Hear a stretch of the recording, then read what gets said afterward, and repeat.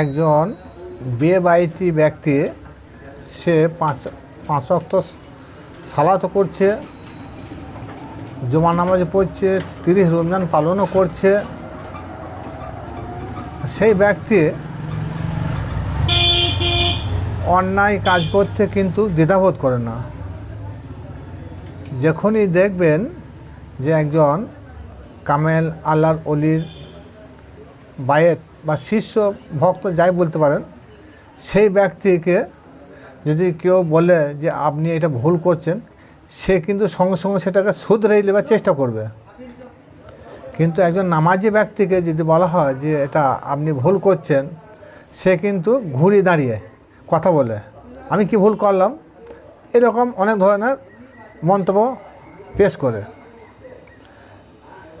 তবে যারা নামাজ পড়ে না তাদের সম্মুখে, যাদেরকে এক কথায় সমাজে কবর পূজারি বলছে আর কি,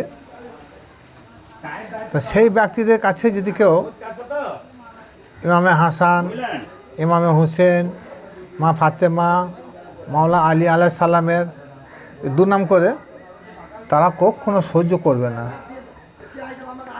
একজন নামাজি ব্যক্তির কাছে যদি এদের দুর্নাম করা হয়, যদি কোনো একটা ফল্ট বের করা হয়, তখন সেই নামাজি ব্যক্তি কি বলবে, বলে নিশ্চয় একজন আলেম ঠিকই বলছে, 12 বছর পড়াশোনা করেছে, কিছু একটা পড়তে নাহলে বলবে কেন। কিন্তু এইরকম সমর্থন করবে না ওই কবর পূজারী ব্যক্তিরা, হ্যাঁ, ওই মাজার পূজারী ব্যক্তিরা ওই সমর্থনটা কখনো করবে না। তাদের হাতের আঠা লাঠি দ্বারা কি হাতের চর দ্বারা তাদের উচিত শিক্ষা দেবে। কখন দেবে? যখনই আহলে বাইতের বা পাক পঞ্জাতনের তারা দুর্নাম করবে বা দুর্নামকে তারা সমর্থন করে। আহলে বাইত ব্যতীত নামাজি, তুমি যে নামাজ পড়ে এলে তোমার নামাজই হারাম হয়ে যাবে। তোমার এক কথায় কোনো নামাজ, কোনো ইবাদত বন্দিগি, এমনকি জিকির বলো, এমনকি তারপরে দরুদ শরীফ বলো, একটা আল্লাহ দরবারে কবুলিয়াত হবে না। কারণ প্রতিটি ক্ষেত্রে, প্রত্যেকটা স্তরে স্তরে, প্রত্যেকটা ইবাদতের মাধ্যমে আহলে বাইত বা পাক পঞ্জাতনের সদস্য জড়িত আছে। সুতরাং এই দোষটা কাদের? এই দোষটা বর্তমান এক সম্প্রদায়ের আলেমের। সব আলেমের কথা বলবো না, কিছু ভাইরাস মার্কা আলেম আছে, তারা সালাতের কথাই বলে, শিরক বিদাতের কথাই বলবে, কিন্তু একটা বলবে না যে তোমাদের সালাত, তোমাদের ইবাদত, তোমাদের হজ জাকাত যেন আবু সুফিয়ানের দলে ভুক্ত না হয়, আবু জেহেলের দলভুক্ত না হয়। কারণ আবু জেহেল, আবু সুফিয়ান ওরা সালাতও করতো, কাবার তওয়াফ করতো, কোরবানি দিত, জমার নামাজও পড়তো, মাথায় পাগড়িও থাকতো, দাড়িও থাকতো। কিন্তু পার্থক্যটা কোথায়? পার্থক্যটা যে আল্লাহর নবীর হাতে ওরা তওবা করে, কলমা পড়ে বায়াত গ্রহণ করে নাই। তৎকালীন যুগ থেকে শুরু করে আজ পর্যন্ত যারা একজন রসুলের নিকট কলমা পড়ে তওবা করে বায়াত গ্রহণ করে নাই, তাদের মৃত্যু হবে জাহিলিয়াতের সঙ্গে। যেভাবে মৃত্যু হয়েছিল আবু জেহেলের, সেরূপ মৃত্যু তাদের হবে, এতে সন্দেহ কোনো অবকাশ নাই।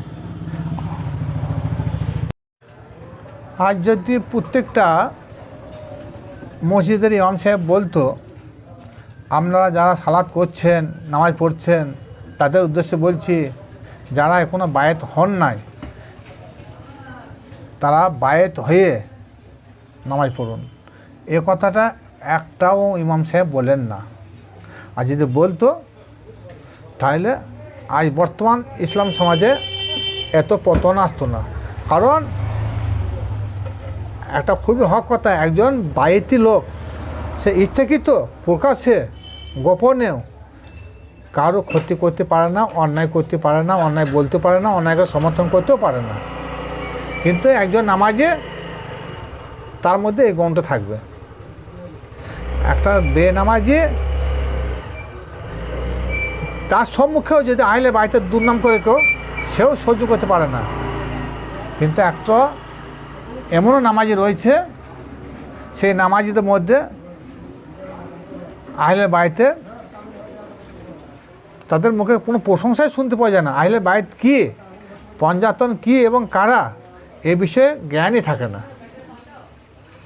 সুতরাং সালাত করবেন, রোজা করবেন, যাই করবেন না করুন, আপনি কমসে কম আগে মুসলমান হয়ে ইবাদত করতে শুরু করুন।